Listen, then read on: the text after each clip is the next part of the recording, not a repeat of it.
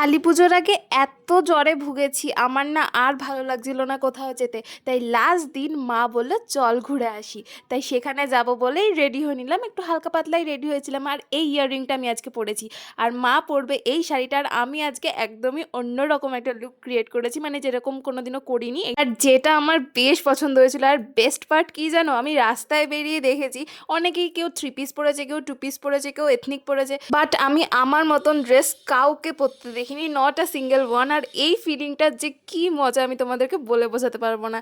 তখন আমার মনে ছিল যে ইয়েস, আই এম ইউনিক। আর আমি আজ এই ব্যাগটা নিয়েছিলাম, আর এই ব্যাগটার একটা ব্যাক স্টোরি আছে যেটা আমি তোমাদের সাথে পরে শেয়ার করবো। পরে আমি আর মা বেরিয়ে গেলাম, আর এই প্যান্ডেলটাতে গিয়ে আমি মাকে বলেছিলাম আমার একটা ফিট চেক ভিডিও নিতে। আমার মা খুব একটা ভালো ফোন ধরতে পারে না, মায়ের আসলে অভ্যাস নেই। তো যাই হোক, ভালোই উঠেছে।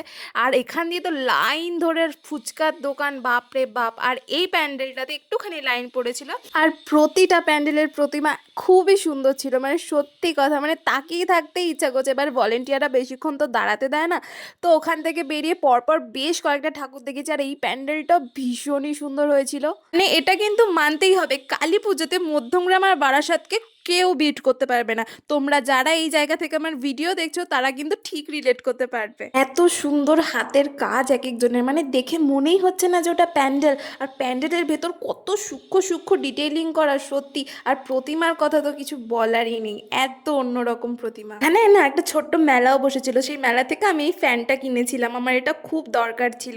100 টাকা মতন দাম নিয়েছে, বেশ ভালোই হয়েছে। পর আমি আর মা একটু ফুচকা খেতে দাঁড়িয়েছিলাম, হালকা খিদে খিদে পাচ্ছিল তাই।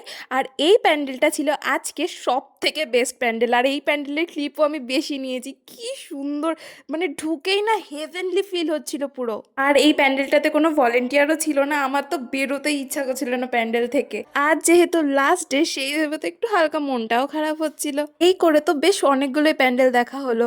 আর এই প্যান্ডেলটা একটু ছোট্টখাটো প্যান্ডেল ছিল, বাট বেশ অ্যাস্থেটিক ছিল কিন্তু প্যান্ডেলটা। এরপর আমরা একটা ক্যাফেতে গিয়েছিলাম খাওয়ার জন্য, বাট সেটা খুব তাড়াতাড়ি ক্লোজ হয়ে যাবে বলে আমরা সেখান থেকে বেরিয়ে আসি আর একটা লস্যি খাই। লস্যিটা খাওয়ার পর তো বেশ রিফ্রেশিং লাগছিল। তারপরে আমরা চলে গেলাম আজকে লাস্ট প্যান্ডেল দেখতে।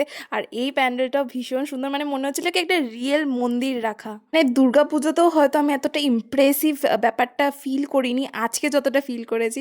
ভীষণ ভালো লাগছিল। আর এখানে কিন্তু খুব বড় মেলা বসেছিল, এখান থেকে আমি একটা নেক পিসও কিনেছি। এরপর মাকে নিয়ে চলে গেলাম এখানকার ফেমাস পাপড়ি চাটের দোকানে। আর পাপড়ি চাটটা খেতে জাস্ট অসাম ছিল, আর রাতের খাবারটা প্যাক করে বাড়ি নিয়ে এসেছিলাম। সো ইয়া, এখানেই শেষ হলো, আজ আসি, টাটা।